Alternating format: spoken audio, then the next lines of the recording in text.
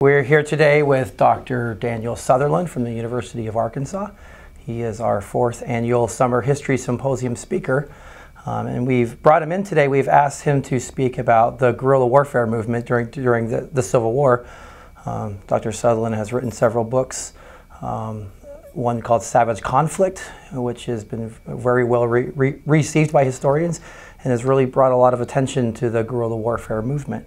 So I'd like to welcome Dr. Sutherland to campus. And I think just easy the question is why do we need to learn about guerrillas during the Civil War? Because they're important. Now, for a long time there was a misconception about how the war was fought, and it's just assumed that the armies, the conventional armies, were the most important element in the actual fighting. But a lot of research has been done, especially over the last 20 years, on the role of irregular fighters, people who are fighting behind the lines, sometimes fighting, and I'm thinking now especially in terms of Confederate guerrillas, oftentimes fighting against the Union Army, cutting their supply lines and communications. But we now know that there was a war behind the lines, a war on the Confederate Home Front, for control of communities and neighborhoods. And the way this war was fought was between rival bands of guerrillas, Union guerrillas and Confederate guerrillas. And it's my belief that as the war went on and the morale of the Confederate Home Front began to decline, that this guerrilla war had as much to do with that as the losses on the conventional battlefield and the rise in Confederate casualties. So are there places, I know traditionally, and we've talked earlier today, but traditionally it's always been understood that the guerrilla warfare movement was along the border. So you're going to see a lot of fighting in Virginia, Tennessee, Arkansas. But you're suggesting that it was much bigger than that too, correct? Right. As you suggest, that's where the guerrilla war started, was on the border.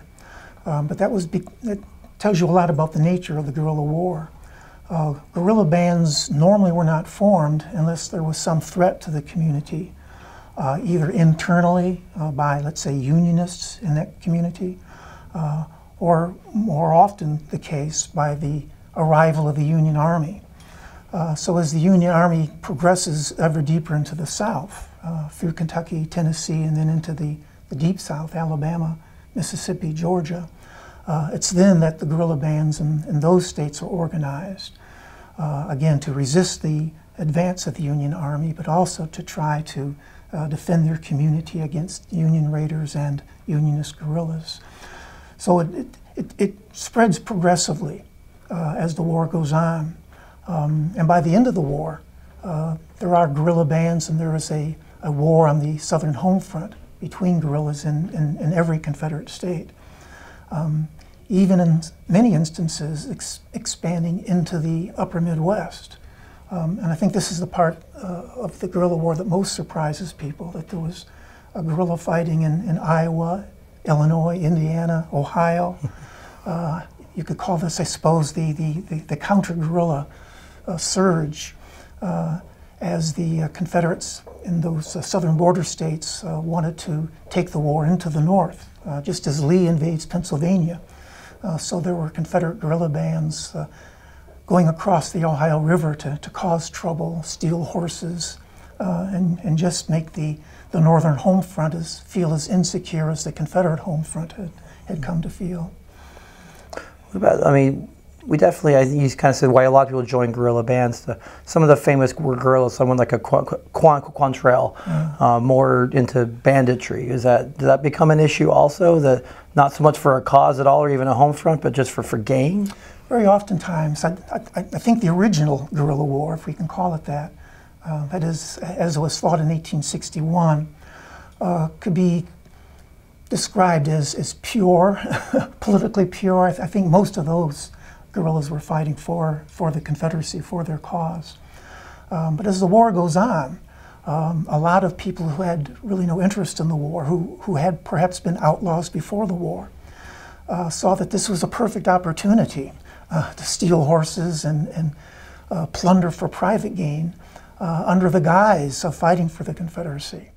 Then also as the war goes on and some of the originally politically pure Confederate guerrillas begin to see this as a lost cause, then they too turn to banditry.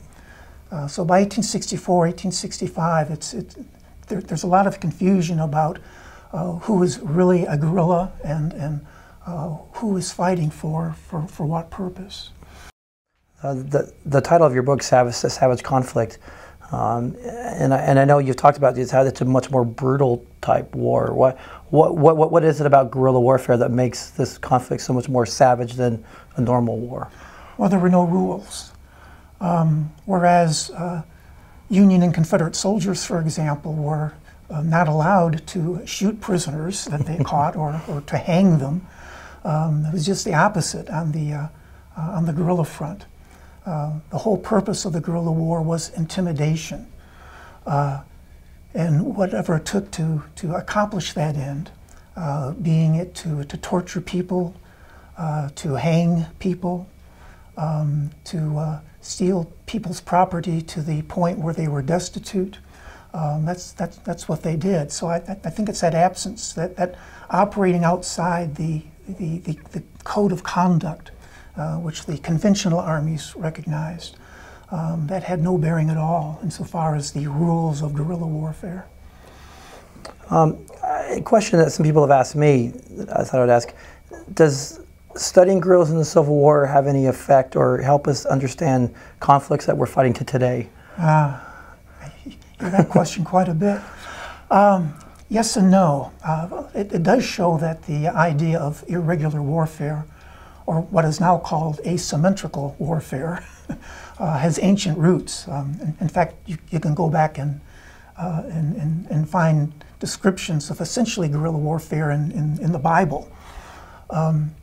Where it differs, that is where the American Civil War, guerrilla war, differs from the what we see in the Middle East, I think is the absence of that religious element, which adds a whole additional layer, oddly enough, of barbarity to the war. I think in the end it could be that because if there was any religious consideration, there was a common religion between North and South, Christianity, regardless of the denomination. There was always some threshold of violence that you would not encroach upon. I think that's totally absent in the modern guerrilla wars, the Middle Eastern wars that you're alluding to. One last question. Particularly if we're talking about Oklahoma, or then would have been Indian Territory, how does guerrilla warfare fit into the people here? Is it more prevalent, or was it the major aspect of the war, or? I can't say it's prevalent, and at the same time it was an important aspect of the war. It wasn't prevalent insofar as the Indian Territory was considered in some ways small potatoes. It's not an area, for example, that the Union Army had to conquer, as it would, let's say, Arkansas, for example. At the same time, the Confederacy found a lot of allies in the nations of the Indian Territory who fought for the Confederate Army and who oftentimes did fight as guerrillas, if not strictly speaking in guerrilla bands, and at least using guerrilla tactics. And the Indian Territory was important insofar as it was seen as a highway, a thoroughfare, if you will, between Kansas and the invasion of Texas. And this is one of the reasons that Arkansas, for example, was so fearful of what was happening in the Indian Territory, and why you see a lot of Confederate guerrillas always keeping an eye on that border between Arkansas and the Indian Territory, in case the Union Army should establish itself, get a foothold in Indian Territory, and then simply turn east and attack from the west rather than from the north. Well, thank you very much, and thank you for coming to campus. My pleasure. Thanks for inviting me.